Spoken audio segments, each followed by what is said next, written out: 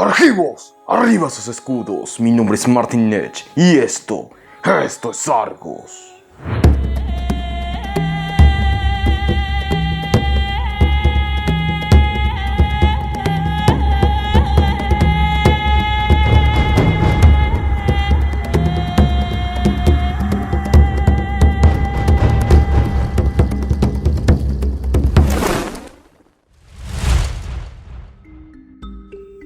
El mar, misterioso e insondable, atrajo al hombre griego desde la época en la que los mitos aún eran jóvenes.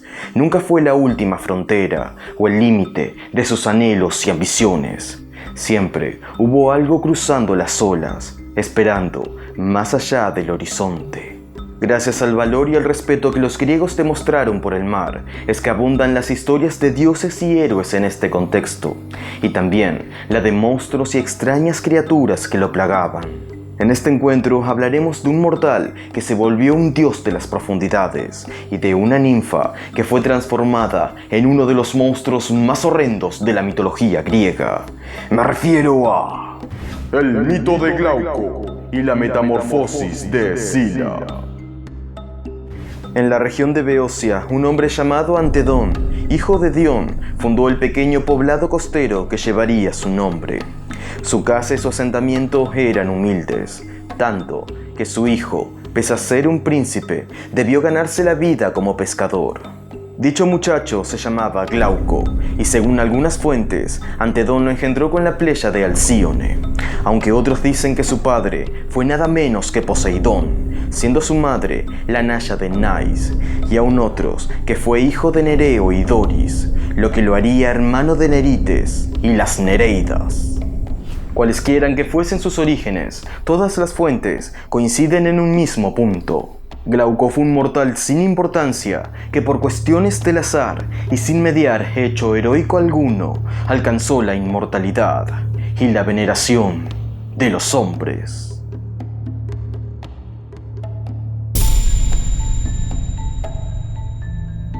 Sobre la manera en la que Glauco obtuvo la inmortalidad, existen varias versiones. En la más conocida, se hallaba pescando en el estrecho de Eubea, cuando notó que los peces que había atrapado en la red y que creía ya muertos, volvían a la vida.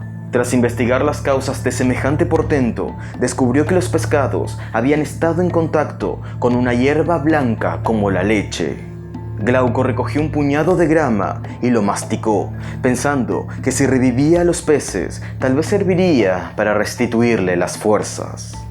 Pero, para su sorpresa, su cuerpo comenzó a cambiar. La barba y los cabellos se convirtieron en algas, y sus piernas se unieron en una única cola de pez. El peso del cuerpo se le hizo insostenible, y el aire que le llegaba a los pulmones no hacía sino asfixiarlo.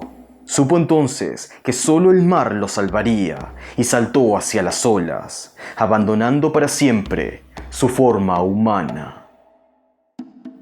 En otra versión, Glauco hirió una liebre y la persiguió hasta que ésta cayó muerta sobre una hierba blanca.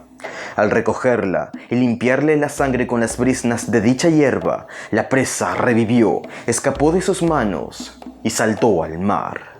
Glauco probó luego la grama y entró en un estado de trance divino que lo hacía capaz de comprender todas las cosas presentes y futuras. Zeus, furioso con él, quiso fulminarlo, pero Glauco previó su ira y saltó a las olas para escapar, convirtiéndose en una especie de tritón.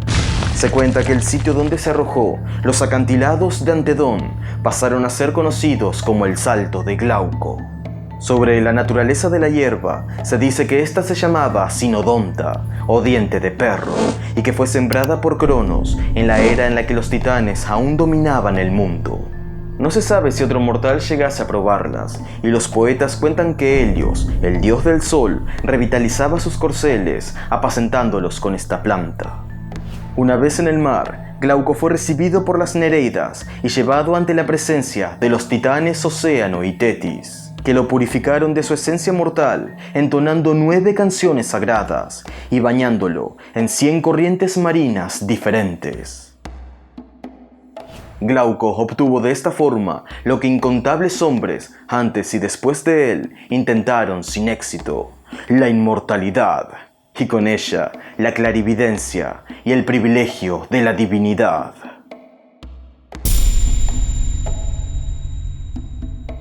La hierba blanca no solo había hecho inmortal a Glauco, sino también conocedor de todas las cosas, lo que le confería el poder de la adivinación. Y si bien había establecido su morada en la sagrada isla de Delos, recorría una vez al año todas las costas de la Hélade, Sicilia y Anatolia, para llevar oráculos a la gente.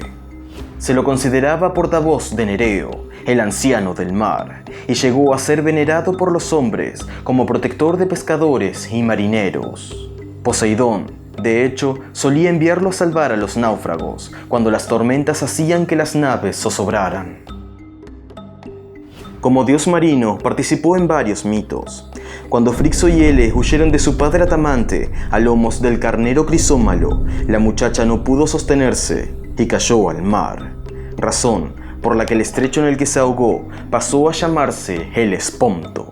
Pero en otras fuentes, Hele no moriría, sino que sería salvada por Glauco y llevada ante la presencia de Poseidón.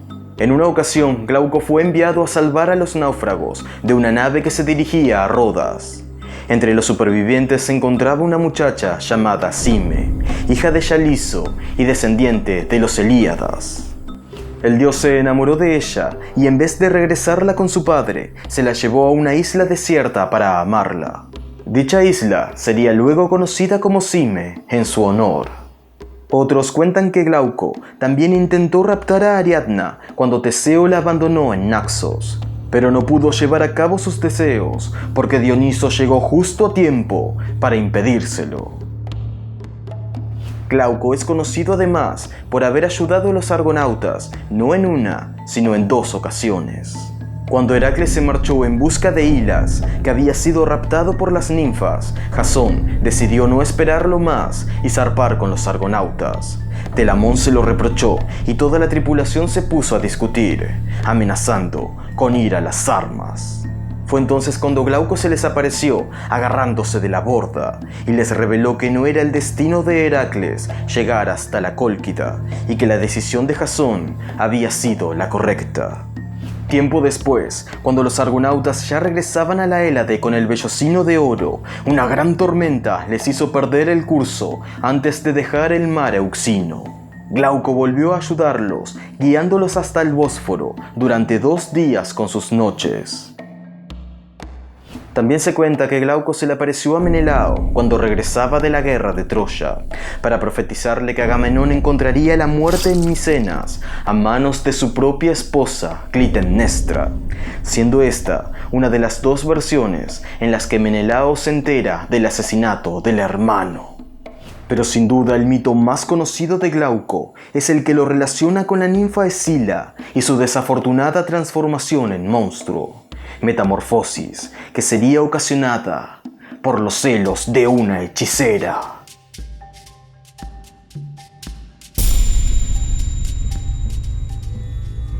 Escila era una hermosa ninfa que vivía en las costas de Sicilia y de cuya paternidad existen varias versiones. Para unos era una hija de Forcis y Crateis, esta última identificada con Ceto, y para otros de Hécate con Forbas, o bien con Apolo. Aún una tercera versión la hacía hija de Zeus y Lamia, y otros, incluso, nacida de Equidna y Tifón. Cualesquiera que fuesen sus padres, la historia de Escila estaría marcada por una terrible transformación que destruiría su belleza y su vida. Y semejante desgracia sería involuntariamente desencadenada por Glauco. Resulta que este dios se enamoró de ella al verla bañarse día tras día en la misma fuente junto a la playa, y una tarde emergió del mar para declararle su amor. Escila, no obstante, se asustó de su apariencia y salió huyendo tierra adentro, donde Glauco no pudo seguirla. Dolido por este rechazo, Glauco buscó a la hechicera Circe para pedirle que lo ayudara a conquistar el amor de Escila. Pero Circe, que se sentía atraída por él, intentó disuadirlo de que se olvidara de la ninfa, sugiriéndole en cambio que se quedara junto a ella, donde bebería ambrosía y recuperaría su belleza anterior. Sus promesas, sin embargo, no hicieron mella en la determinación de Glauco, y éste insistió con ciega ferocidad, y Circe no tuvo más alternativa que ceder. Un corazón despechado, no obstante, es más peligroso que uno roto.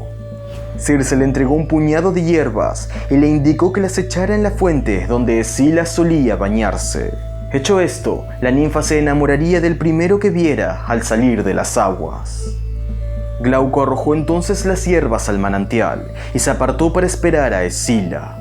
Pero en cuanto ella se sumergió, su cuerpo fue víctima de violentas convulsiones que alteraron su apariencia. Y es que Circe, en realidad, le había dado a Glauco unas hierbas venenosas que convertían la belleza en monstruosidad. En otras fuentes, sería la propia Circe quien transformaría a Escila, contaminando el manantial en el que se bañaba con una poción mágica. Y en una tercera versión, Circe ni siquiera tendría participación en la desgracia de Escila, ya que sería Poseidón y no Glauco quien se enamoraría de la ninfa, hecho por el que Anfítrite, la reina de los mares, la transformaría en monstruo. Ya fuese de una u otra forma, Escila fue condenada y transformada en una criatura difícil de imaginar. Mantuvo su aspecto de ninfa de la cintura para arriba, pero en lugar de piernas le brotaron 6 cabezas de serpientes, armadas cada una con 3 hileras de dientes de tiburón. Y de las caderas, a modo de grotesco cinturón, surgieron otras 6 cabezas de perro con sus patas. Incapaz de entender por qué los dioses la castigaban con tanta brutalidad, Escila se arrojó al mar, aullando por sus muchas bocas, y nadó hasta el promontorio que se halla frente a Sicilia, donde el estrecho de Mesina es más angosto, y allí escaló la roca y se escondió en una gruta para llorar su desgracia. Escila habitó siempre en aquel risco, al acecho de las naves que pasaban bajo su guarida, para atrapar con sus fauces a los aterrados marineros y devorarlos. Era aquella su manera de desquitarse con el mundo que tanto daño le había hecho. Ahora bien, Escila no estaba sola en aquel angosto paso marítimo, y es que justo enfrente de ella, en la ribera opuesta, se encontraba otra ninfa que también había sido convertida en monstruo. Se trataba de Caribdis, nacida de Gea y Poseidón. Se cuenta que Caribdis, celosa de Zeus porque sus dominios eran mejores que los de Poseidón, inundó todas las islas para anexarlas al reino de su padre. El rey de los dioses, furioso con ella, ordenó encadenarla al fondo del mar, donde acabó convirtiéndose en un monstruo, descrito a veces como un enorme calamar, capaz de engullir ingentes cantidades de agua 3 veces al día, para luego expulsarla violentamente, formando así remolinos que tragaban embarcaciones enteras. El hecho de que Escila y Caribdis se asentaran a ambos lados del mismo estrecho, a una distancia de tan solo un tiro de flecha, hizo que este paso se volviese una trampa mortal. Si una nave pasaba cerca de Caribdis, sus remolinos la hundirían, y si navegaba cerca de Escila, ésta los devoraría. Conocemos, sin embargo, el caso de los argonautas, que, con ayuda de Tetis y las Nereidas, y por pedido de la diosa Hera, consiguieron cruzar el estrecho sin que los monstruos los atraparan. Quien no tuvo la misma suerte, una generación después, fue Odiseo.